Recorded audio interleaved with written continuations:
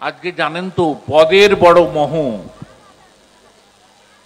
আমি যদি পদে থাকতাম তাহলে দেখতেন জেলার ডিএম, এসপি থেকে শুরু করে আপনার এখানকার চেয়ারম্যান যিনি দায়িত্বে আছেন তারাই মঞ্চ অলঙ্কৃত করতেন।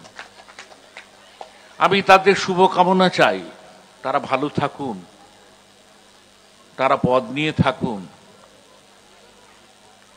আজকে তাদের কাউকে দেখিনি, কিন্তু সবাইকে দেখতে পাচ্ছি। আর জহিদুল বাবু থেকে জহিরুল, শহীদ মাতার ছেলে, এরা সবাই এসছে।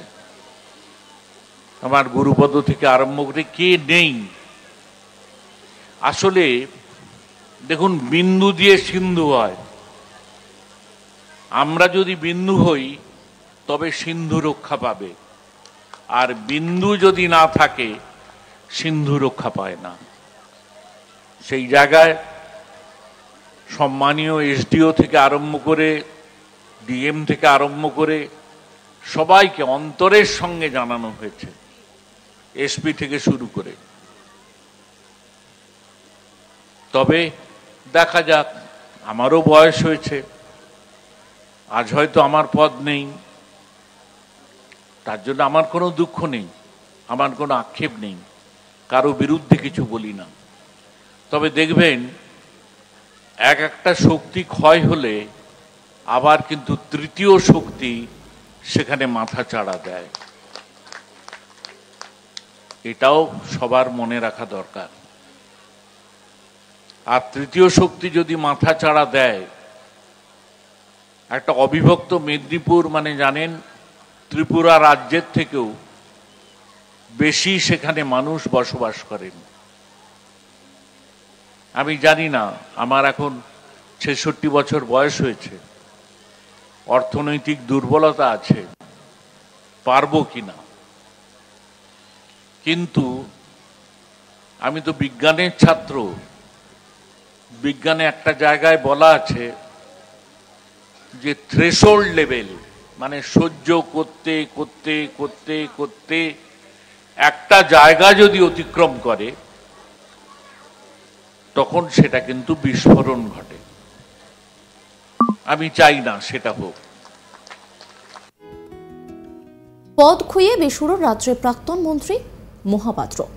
প্রকাশ্য মঞ্চ থেকে তৃতীয় শক্তি উত্থানের আভাস দিলেন তিনি। সম্প্রতি পাঁশকুড়া পৌরসভার 10 নম্বর ওয়ার্ডের একটি মেলার উদ্বোধন করতে এসে বক্তব্য রাখছিলেন সৌমেন মহাপাত্র। প্রকাশ্য মঞ্চ থেকে একরাশ ক্ষোভ উগরে দিলেন তিনি বলেন, তার পদ না থাকায় জেলার ডিএম, এসপি থেকে শুরু করে এলাকার চেয়ারম্যান তার মেলায় যাননি। আজ হয়তো তার পদ নেই, তাতে তার কোনো দুঃখ নেই, তার কোনো আক্ষেপ নেই, কারো বিরুদ্ধে কিছু বলেন না। দেখবেন একটা শক্তি ক্ষয় হলে তৃতীয় শক্তি মাথাচাড়া দিয়ে ওঠে, এটাও সবার মনে রাখা দরকার। আর তৃতীয় শক্তি যদি মাথাচাড়া দেয়, অবিভক্ত মেদিনীপুর মানে জানেন গোটা ত্রিপুরা রাজ্যের থেকে বেশি মানুষ সেখানে বসবাস করে, তিনি সেটা চান না। সহ্য করতে করতে একটা জায়গা যদি অতিক্রম করে তখন সেটা কিন্তু বিস্ফোরণ ঘটে। তিনি চান না সেটা হোক। আসুন আরও একবার শুনে নি প্রাক্তন মন্ত্রী সৌমেন মহাপাত্রর সেই মন্তব্য।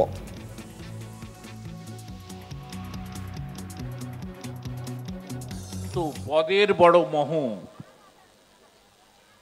আমি যদি পদে থাকতাম তাহলে দেখতেন জেলার ডিএম, এসপি থেকে শুরু করে আপনার এখানকার চেয়ারম্যান যিনি দায়িত্বে আছেন তারাই মঞ্চ অলঙ্কৃত করতেন। আমি তাদের শুভকামনা চাই, তারা ভালো থাকুন, তারা পদ নিয়ে থাকুন। আজকে তাদের কাউকে দেখিনি, কিন্তু সবাইকে দেখতে পাচ্ছি। আর জহিদুল বাবু থেকে জহিরুল, শহীদ মাতার ছেলে, এরা সবাই এসছে। আমার গুরুপদ থেকে আরম্ভ করে কে নেই। আসলে দেখুন, বিন্দু দিয়ে সিন্ধু হয়।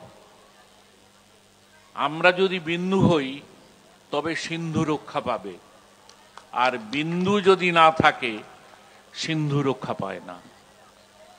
সেই জায়গায় সম্মানীয় এসডিও থেকে আরম্ভ করে ডিএম থেকে আরম্ভ করে সবাইকে অন্তরের সঙ্গে জানানো হয়েছে, এসপি থেকে শুরু করে।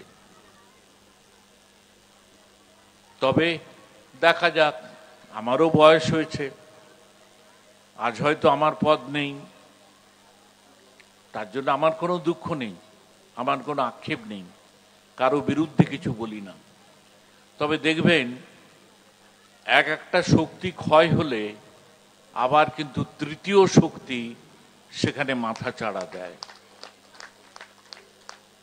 এটাও সবার মনে রাখা দরকার। আর তৃতীয় শক্তি যদি মাথা চাড়া দেয়, একটা অবিভক্ত মেদিনীপুর মানে জানেন ত্রিপুরা রাজ্যের থেকেও বেশি সেখানে মানুষ বসবাস করেন। আমি জানি না, আমার এখন ৬৬ বছর বয়স হয়েছে, অর্থনৈতিক দুর্বলতা আছে, পারবো কিনা, কিন্তু আমি তো বিজ্ঞানের ছাত্র। বিজ্ঞানে একটা জায়গায় বলা আছে যে থ্রেশহোল্ড লেভেল, মানে সহ্য করতে করতে করতে করতে একটা জায়গা যদি অতিক্রম করে তখন সেটা কিন্তু বিস্ফোরণ ঘটে। আমি চাই না সেটা হোক। এদিকে প্রাক্তন মন্ত্রীর এই মন্তব্য রীতিমতো ভাইরাল হয়ে গিয়েছে সোশ্যাল মিডিয়ায়। যদিও লোকসভা ভোটের আগে প্রাক্তন মন্ত্রীর এই মন্তব্যে স্বাভাবিকভাবেই অস্বস্তি বেড়েছে দলের, যদিও এই বিষয়ে দলের তরফে কেউ কোনো মন্তব্য করেননি। আর সৌমেনের এই মন্তব্য বাড়তি অক্সিজেন জুগিয়েছে বিরোধী দল বিজেপিকে। এই মন্তব্য ঘিরে গেরুয়া শিবিরের কটাক্ষ, তাদের কথায় দলীয় নেতারাই এখন দলে যোগ্য সম্মান পাচ্ছে না, তাই এভাবে বলতে হচ্ছে। বিজেপি নেতা বামদেব গুছাই তিনি কি বলছেন শোনাব আপনাদের। সৌমেনবাবু একজন বিচক্ষণ, শিক্ষিত, শুভবুদ্ধিসম্পন্ন মানুষ, যিনি তৃণমূল কংগ্রেসের বিভিন্ন স্তরের পদাধিকারী ছিলেন। দেরিতে হলেও যে বোধোদয় হচ্ছেন, এর জন্য আমরা সবাই খুশি। আচ্ছা, এখন বিষয়বস্তু হচ্ছে যে মমতা ব্যানার্জির দলে কেউই শান্তিতে নেই। যারা মন্ত্রী পদে আছেন তারা যেমন শান্তিতে নেই, যারা সাংগঠনিক পদে আছেন তারাও শান্তিতে নেই। কারণ হচ্ছে কেউই জানেন না কার কতক্ষণ কাজ করার ক্ষমতা রয়েছে অথবা কতটুকু রাজনৈতিক তার পরমায়ু রয়েছে। আচ্ছা, ফলে যার যখনই পদস্খলন হবে তিনি তখনই সৌমেনবাবুর মতো করে কথা বলবেন, এই স্বাভাবিক। আজকে সৌমেনবাবু তিনি যে কথা বলছেন, এই কথাটা তার কথা নয়, এটা আপামর তৃণমূল কংগ্রেসের সকল স্তরের নেতৃবৃন্দদের কথা। তিনি প্রতিনিধি সাহেব বলছেন, তার এই বোধোদয়ের জন্য তাকে আমরা ধন্যবাদ জানাচ্ছি, অভিনন্দন জানাচ্ছি। তার সুমতি যত তাড়াতাড়ি তত মঙ্গল। আর এই দলটা থেকে যত তাড়াতাড়ি সবাই রিজাইন করবেন, তাতে করে তাদের পরিবারের ভালো, উত্তরসূরিদের ভালো এবং সমাজ ব্যবস্থা সকলের ভালো। এই নিয়ে একটা রিপোর্ট তুলে ধরেছেন আমার কলিগ চন্দন সেনাপতি, দেখাবো আপনাদের। দলের সভাপতির পদ হারিয়ে বেসুরো হতে দেখা গেল পশ্চিমবঙ্গের প্রাক্তন মন্ত্রী তথা তমলুক সাংগঠনিক জেলার প্রাক্তন তৃণমূল সভাপতি সৌমেন মহাপাত্রকে। বিগত বেশ কয়েকদিন ধরে সৌমেন মহাপাত্রের একটি ভিডিও সোশ্যাল মিডিয়াতে ভাইরাল হতে দেখা গিয়েছে, যে ভিডিওতে সৌমেন বাবু তিনি প্রকাশ্যেই বলছেন পদের কি মোহ, অর্থাৎ তার হাত থেকে পদ চলে যাওয়ার পরেই তার যে প্রেজেন্ট বা বাস্তব সিচুয়েশান, সেই সিচুয়েশানের কথাই কিন্তু সৌমেনবাবু পূর্ব মেদিনীপুর জেলার পাঁশকুড়ার একটি মেলার উদ্বোধনে গিয়ে কার্যত ক্ষোভ আকারেই প্রকাশ করলেন। সৌমেনবাবু যেটা বলছেন যে আজ তার হাত থেকে পদ চলে যাওয়ার জন্য প্রশাসনিক অধিকর্তা অর্থাৎ তিনি ডিএম এবং এসপিকেও কিন্তু উল্লেখ করেছেন। শুধু প্রশাসনিক অধিকর্তা নয়, তার দলের যে যারা শীর্ষ নেতৃত্ব রয়েছে তারাও যে তার পাশে নেই সে বিষয়েও কিন্তু ক্ষোভ প্রকাশ করেন প্রাক্তন তমলুক সাংগঠনিক জেলার সভাপতি সৌমেন মহাপাত্র। তিনি বলছেন যে আজকে তার হাত থেকে পদ চলে যাওয়ার জন্য কোনো নেতৃত্বকেই তিনি পাশে পাচ্ছেন না। সৌমেন বাবুর এই বক্তব্য ঘিরে কিন্তু ইতিমধ্যেই শুরু হয়েছে রাজনৈতিক জল্পনা। সৌমেন বাবুর এই বক্তব্য ভাইরাল হওয়ার পরেই কিন্তু স্থানীয় বিরোধী দল বিজেপি তারা প্রশ্ন তুলতে শুরু করেছেন যে সৌমেন বাবু তাহলে ঠিক তার মোটিভ অর্থাৎ তার যে রাজনৈতিক মোটিভ সেটা কোন দিকে হবে? তাহলে সৌমেন বাবু কি তৃণমূল ছাড়ছেন, অথবা তৃণমূল যদি ছাড়ে তাহলে কি তিনি বিজেপিতে যোগ দিচ্ছেন? আমরা জানি যে আগামী 29শে জানুয়ারি ভারতবর্ষের স্বরাষ্ট্রমন্ত্রী অমিত শাহ তিনি এই মাঠে অর্থাৎ আমি এই মুহূর্তে যে মাঠে দাঁড়িয়ে আছি এই মাঠেই কিন্তু সভা করবেন এবং তার সভায় অমিত শাহের হাত ধরে একাধিক তৃণমূল নেতৃত্ব তারা কিন্তু বিজেপিতে জয়েন করার কথাও একটা রয়েছে। সেক্ষেত্রে সৌমেন বাবুর প্রশ্ন এড়িয়ে যাচ্ছেন না রাজনৈতিক মহল। তারা বলছেন যে একাধিক তৃণমূল নেতৃত্বের নামের মধ্যে সৌমেন বাবুর নাম কি রয়েছে? সৌমেন বাবু কি তৃণমূল ছেড়ে বিজেপিতে যোগ দেবেন, যেহেতু তিনি পূর্বে বিগত কয়েকদিন আগেই দলের প্রতি পদের প্রতি ক্ষোভ প্রকাশ করেছেন। সে নিয়ে কিন্তু একাধিক রাজনৈতিক জল ঘোলা হচ্ছে একাধিক রাজনৈতিক মহলে। এই বিষয়ে কিন্তু বিজেপির বক্তব্য যে তৃণমূলে শীর্ষ নেতৃত্বদের কাছ থেকে একাধিক বিধায়ক সহ বিভিন্ন নেতা তারা বারবারই কিন্তু প্রতারিত হয়েছেন। তারপরেই কিন্তু একাধিক তৃণমূল নেতৃত্ব তারা ক্ষোভ প্রকাশ করেছেন। সেক্ষেত্রে সৌমেন বাবুর ক্ষোভ প্রকাশের বিষয়টি কিন্তু স্বাভাবিকভাবেই দেখছেন বিজেপি নেতৃত্ব। তবে তৃণমূল ছেড়ে দেওয়া বা বিজেপিতে যোগ দেওয়া এই সমস্ত বিষয়টি কিন্তু এড়িয়ে গিয়েছেন তমলুক সাংগঠনিক জেলার প্রাক্তন সভাপতি সৌমেন মহাপাত্র।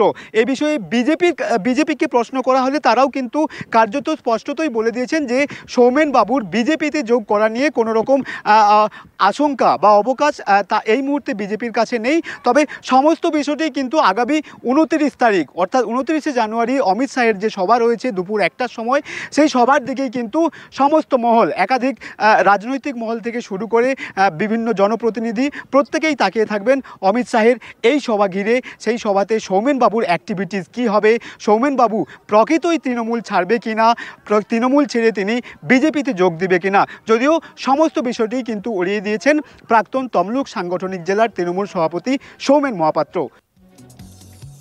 অন্যান্য খবরের আপডেটের জন্য অবশ্যই নজর রাখুন আজ তাক বাংলার ইউটিউব স্ট্রিমিং এবং ইউটিউব চ্যানেলকে সাবস্ক্রাইব করুন, লাইক করুন, কমেন্ট করুন, শেয়ার করুন। পাশাপাশি হোয়াটসঅ্যাপে নজর রাখুন, কারণ সেখানেও রয়েছে আজ তাক বাংলা।